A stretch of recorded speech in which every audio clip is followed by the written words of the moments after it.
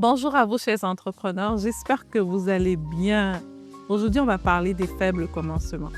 Ça fait de plus en plus d'entrepreneurs que je rencontre qui disent, OK, ouais, moi, je vais lancer un projet, mais j'attends que mon entreprise, j'attends vraiment d'avoir ça.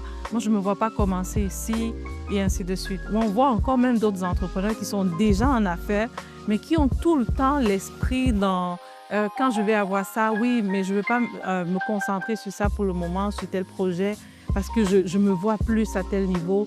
Je ne veux pas embarquer dans tel projet parce que je le trouve trop petit.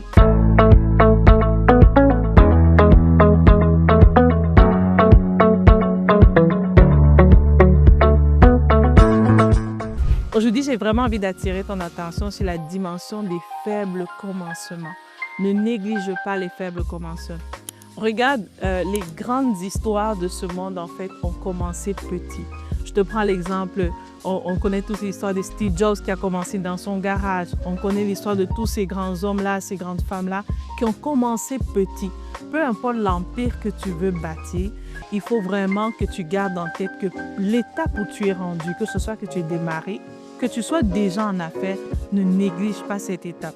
Parce que ce qui va se passer, c'est que plus tu vas prendre soin de l'étape où tu es, plus tu vas bien travailler, tu vas bien gérer ce que tu as, plus tu vas aller à un autre niveau. Puis l'autre chose aussi dans la dimension des commencements, c'est que n'attends pas que ton projet soit complètement prêt. N'attends pas que tu aies tout répondu à toutes les questions de ton projet. Est-ce que tu as les bases de ton projet? Est-ce que tu connais ton offre de service? Tu sais à qui le vendre, comment le vendre? Go, commence, teste ton projet, va sur le marché. Regarde comment ça se passe, mais n'attends pas d'avoir toutes les cartes avec toi. Je me rappelle quand on a lancé notre première entreprise, l'entreprise Code 101, en fait, ce qui se passait, c'est que l'application n'était pas complètement terminée. On avait encore du travail à faire. Je me rappelle, mon partenaire me disait, OK, il y a tel élément. Mais on s'est posé la question, est-ce que ce qu'on a en ce moment, on est capable de commencer avec? Est-ce que ce qu'on a en ce moment, on est capable déjà de déployer le projet? Et je pense qu'on a pris la meilleure décision de notre vie. On a commencé et ça a porté des fruits. Et au fur et à mesure, on s'est amélioré, on a ajusté la chose, Donc, j'ai vraiment envie de t'encourager aujourd'hui, toi qui m'écoutes, toi qui veux te lancer en affaires ou toi qui as des ambitions et que tu veux passer une autre étape.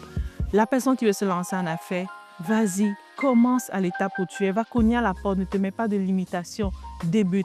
Et si tu es déjà en affaires, ne néglige pas ce que tu as entre les mains en ce moment. Gère-le, prends-en soin parce que c'est la semence de ce que tu vas avoir demain. C'était Bernadette. Au revoir.